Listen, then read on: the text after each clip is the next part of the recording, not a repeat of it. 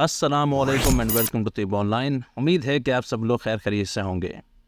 ये एक नुस्खा सेंड किया था एक यूज़र ने, जो कि मैं आपके साथ शेयर कर रहा हूँ। उन्होंने कहा था कि हकीम साहब, मैं अपना आज़मूदा नुस्खा खल्क़े खुदा के लिए शेयर कर रहा हूँ। बराए मेहरबानी जो भाई भी सूरत अंजाल की तकलीफ़ से गुज़र रहा हो, वो ये नुस्खा इस्तेमाल करे, इंशाअल्लाह फ़ायदा होगा। तो नुस्खे में जो इनकी चीज़ें हैं वो मैं आपको दिखा देता हूँ। पहली जो चीज़ आपको चाहिए वो ये है, इसे सफ़ेद मूसली कहा जाता है, बहुत ही मशहूर है। आप इंडियन ले सकते हैं, इसके अलावा पाकिस्तानी भी ले सकते हैं। ये आपने लेनी है 20 ग्राम।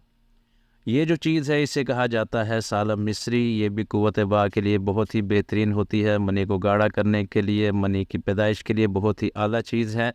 ये भी आपने 20 ग्राम लेनी है। ये जो चीज़ है ये पंजे की तरह होती है, इसीलिए इसको सालब पंजा कहा जाता है। ये भी आपने 20 ग्राम लेनी है। ये मनी को पैदा करने के लिए, गाढ़ा करने के लिए, इसके अलावा जरासीम को बढ़ाने के लिए एक बेहतरीन चीज़ है। ये जो चीज़ है लकड़ी नुमा, इसे कहा जाता है अस्कन नागूरी। ये भी जरासीम पैदा करने के लिए बेहतरीन चीज़ है। इसके अलावा कमर दर्द, पट्ठों के दर्द, जोड़ों के दर्द में भी बहुत ज़्यादा इस्तेमाल की जाती है। ये भी आपने 20 ग्राम लेनी है। इसके बाद आपने लेनी है किक्कर की गूंद। ये भी आपने 20 ग्राम लेनी है। इसके बाद आपने लेनी है लाजवंती। ये भी 20 ग्राम लेनी है। इसके बाद आपको चाहिए होगी कमरकस। ये कमरकस होती है, ये भी आपको 20 ग्राम चाहिए होगी। अक्सर ख़वातीन इसको इस्तेमाल करती हैं कमर के दर्द के लिए, और पंजीरी वगैरह का बहुत ही अहम जुज़्व है।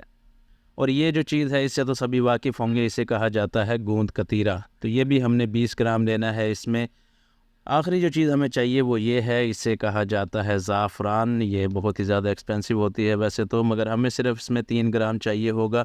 और ये आपने ईरानी लेना है तो वो बेस्ट रहेगा। अगर आप कोई हल्की क्वालिटी का लेते हैं तो वो सही तरीके से असर नहीं करेगा।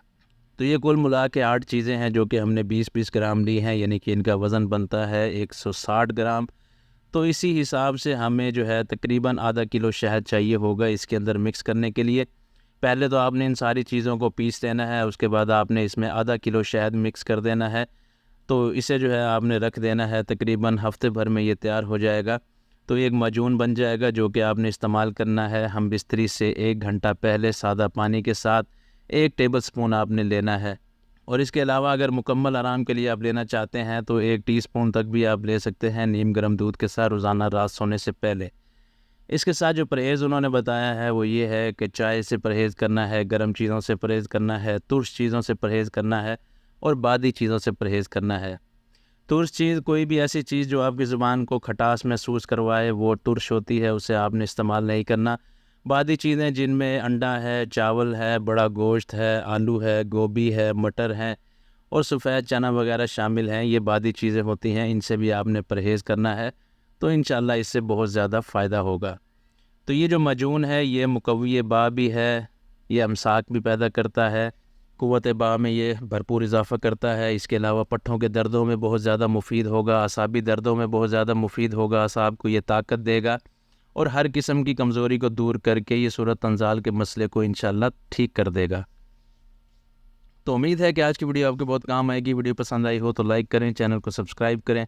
नेक्स्ट वीडियो तक के लिए खुदा हाफिज़।